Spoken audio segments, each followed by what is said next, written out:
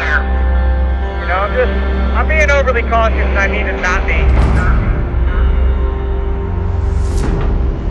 It's a non-stop battle. Hello, my name is Stephen James, and today I have a review of Need for Speed Shift 2 Unleashed.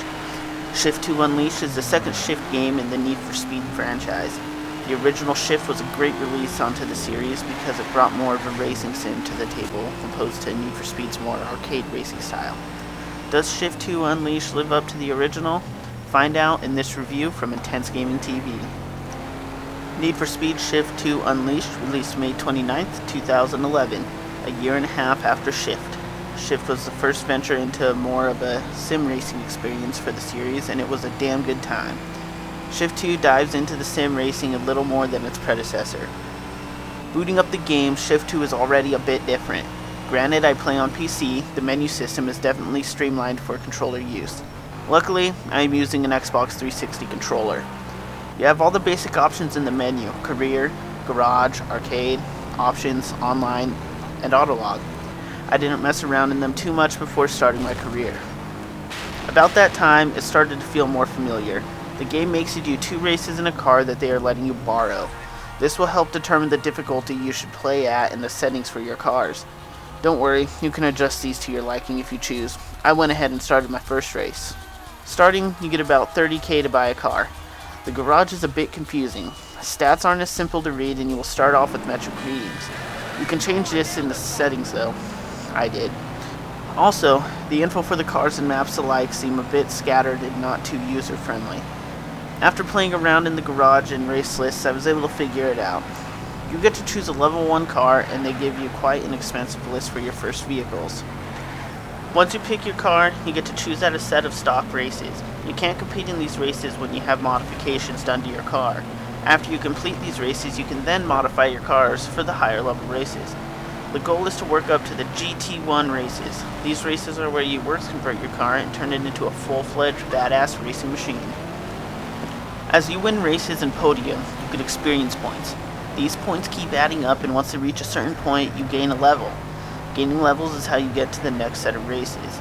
Once you get to a certain level, the GT1 races unlock and you can works convert your car. Something that I really like about the game is when you quit or restart a race or event, it will take away experience. Finally, there is a penalty for restarting the race 15 times. Experience points aren't the only thing you get by winning and racing though. When you beat a lap time, podium in every race in a series, or many other things during a race, you get badges. These badges are basically achievements and accomplishments that you can show off to your friends in Autolog.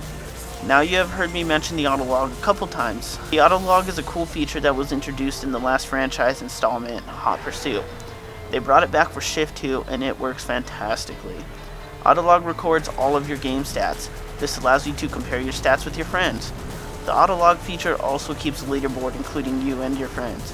That way, you can see which of your friends has faster lap times or has done better overall on certain tracks or events. This keeps you and your friends competitive, even when playing single player. Now the tracks should seem familiar. They really did for me.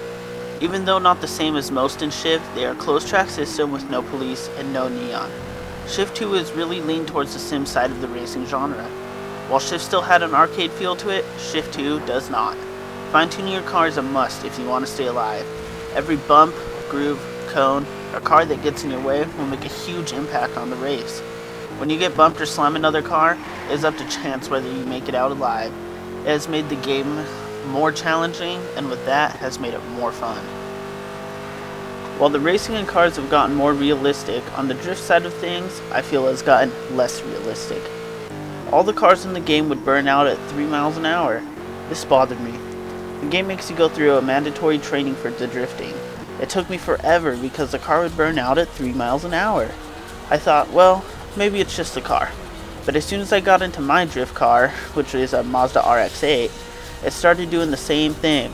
A lot of losses and cussing later, I finally got the hang of it. But something is seriously screwed up with the drift cars. It shouldn't feel like I'm flooring it on a solid sheet of ice. As for the car choices, you won't be disappointed. There are tons of new, old, classics, and not so classic cars you can choose from. I tend to go with the European cars more often than not, but if that is not your taste, you can have nearly any car you want. Most racing games have a generic sound. The sound in this game is pretty damn good. When you change parts on your car, the sound will change. Go screeching around a corner and it sounds like you're really on concrete. Hit gravel and you can know just by the sound. The game just sounds right. As for the graphics, some of the best in a racing game. Following in suit to the first, the graphics are great. The lighting and the shadows just look really good.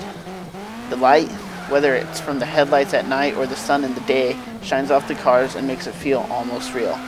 If graphics and sound mean a lot to you, then this is definitely a game for you. Shift 2 delivers a great sim racing experience that can compete with the big boys. Although it has some flaws like the drifting and the menus, the game is all around really good. If you're a fan of sim racers and arcades alike, you will enjoy Shift 2. I give Shift 2 an 8.5 out of 10. Don't forget to join our community at intensegamingtv.com to be updated on all the latest gaming news and reviews and be eligible for contests